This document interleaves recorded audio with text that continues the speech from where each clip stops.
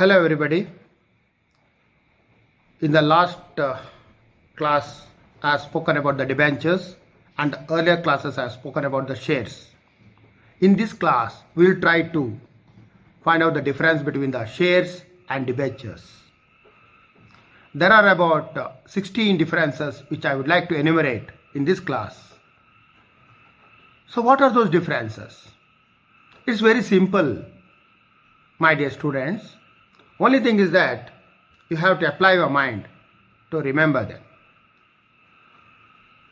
To tell you in short, the first difference is that shares are generally issued by the company in the beginning, at the initial stage, to raise the money, whereas the debentures can be issued in the initial stage, but generally it is issued in the later stage as a loan capital.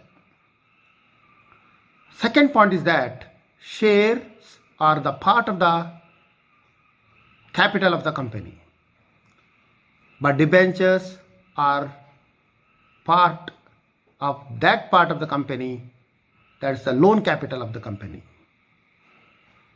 So dear friends, the difference between shares and debentures are that the shares are usually issued in the beginning of the company, whereas the debentures are issued in the later part of the company. And shares are the part of the capital of the company, and debentures are the part of the loan capital of the company. The third point is that shareholders being owners having voting rights.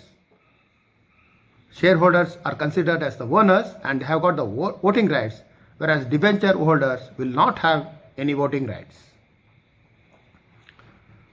Shareholders, the fourth point is that shareholders will get the dividends, whereas the debenture holders will get the interest. Fifth point is that dividend is paid to the shareholders only when the company makes profits, whereas the interest is paid to the debentures even if there is no profit to the company.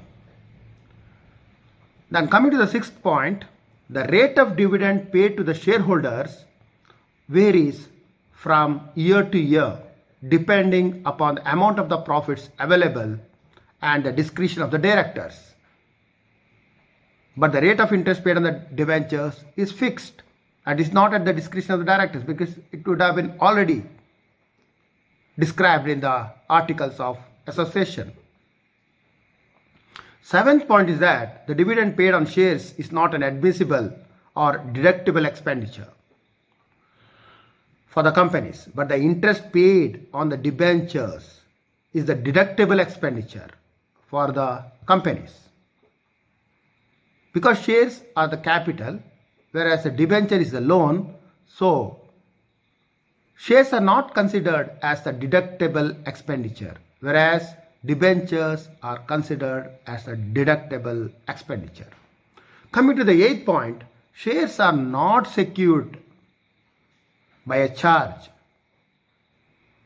on the assets of the company, but the debentures are secured by a charge on the assets of the company. Generally, there are two types of debentures, like secured and unsecured, but most of the debentures are secured by the charge on the assets of the company. Ninth point is that share capital is not refunded or repaid during the existence of the company, except in case of redeemable preference shares, whereas the debentures are generally repaid after a certain period, except in the case of irredeemable debentures. That's the ninth point. Coming to the 10th point, when the company is wound up, the claims of shareholders will be secondary, whereas the claims of debenture holders will be primary during the winding up of the company.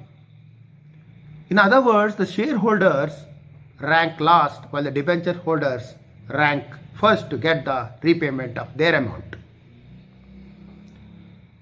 The 11th point is that shares may be fully or partly paid, but debentures are always fully paid. Shareholders are issued with the share certificates, whereas debenture holders are issued by the debenture certificates. But if the partly paid debentures are there, they will be issued with scrips.